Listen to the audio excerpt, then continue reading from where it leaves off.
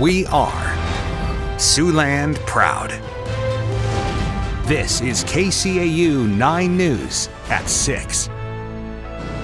Thought I was dreaming. It was not something I was expecting. People in the northeast Nebraska community of Laurel in shock tonight after 4 people are found dead inside 2 homes located only 3 blocks apart. Good evening and thanks for joining us on your Thursday. I'm Sophie Erber. And I'm Tim Seaman. It's a crime scene that might be expected in a primetime TV police drama, but not what the folks in this community of about 1,000 people would ever expect. That's right. Tonight, Nebraska State Patrol investigators say they are still searching for whoever is responsible for these deaths, and it's our top story now at 6.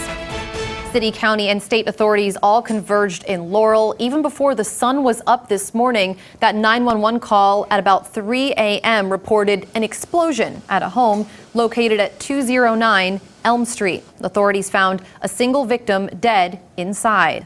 A short time later, while they were on scene, a second fire was called in at a residence at 503 Elm Street, just 2 blocks away from that first house. And this time, 3 victims found inside. Authorities tonight say that foul play is suspected in all 4 deaths. KCAU-9 reporter Nick Wilson is in Laurel tonight. We'll hope to check with him in just a little bit. Elsewhere, though, on this story this evening, those 2 homes tonight are a crime scene, and investigators from city, county, and state officials are all still on scene this evening. That's right. It's believed that a silver sedan was seen leaving Laurel going west on Highway 20 a short time after authorities arrived on that scene. And according to the Colonel John Bulduck of the Nebraska State Patrol, 1 person in the vehicle was believed to be a black male. A second person, though, also might have been inside that car, a passenger picked up. He says both of the subjects may be suffering burns. As we say, investigators remain on the scene tonight. The names of the 4 people found dead inside those homes are not being released, but most people in this small farming community are, of course, aware of their identity. Authorities so far are not saying if the victims died of gunshot wounds or from fire-related injuries. A medical examiner's report is expected in the next few days. No motive has been identified, and investigators say that they will remain there on the scene throughout this evening, collecting evidence. Alan PALLAS lives next door to where the first victim was found and says that he was shocked by what he saw early today. I was getting up for work about 3 a.m. and just happened to look out the window, saw the neighbor lady taking off for a run, and somebody shot her.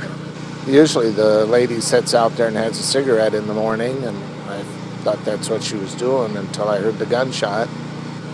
Thought I was dreaming. It was not something I was expecting. We came down here to open the senior center at 7:30, and we seen all the house down the street had ribbon, yellow flags away, and there was fire equipment, and there was law enforcement officers, county sheriff's patrols, and that. Coming up tonight at 10, we'll hear more from Laurel residents and their thoughts on the shocking news they woke up to this morning. That's right. And this afternoon, the investigators did make their first statements about that case. The Nebraska State Patrol is the lead on that investigation. They do tell us accelerants might have been used in both of those fires. Meanwhile, the Cedar County Sheriff, Larry KORANDA, said that the events have shaken the community of about 1,000, adding that these events are taking a toll on not just the neighbors, but the entire area. Laurel here in Cedar County is a very safe community. It shakes everybody up. Not only the neighbors, but like I said, a small community of 1,000 people, everybody knows everybody.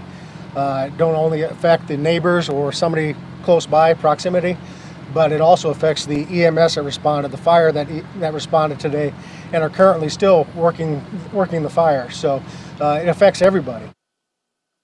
Now, the sheriff went on to tell us that he hopes anyone who knows anything will come forward. Authorities are not expected to make any additional official comments until Friday. Again, anyone with information concerning the case is asked to call the Nebraska State Patrol at the number that you see on your screen now, 402-479-4921. We'll continue to provide updates on air and online at SiouxlandProud.com.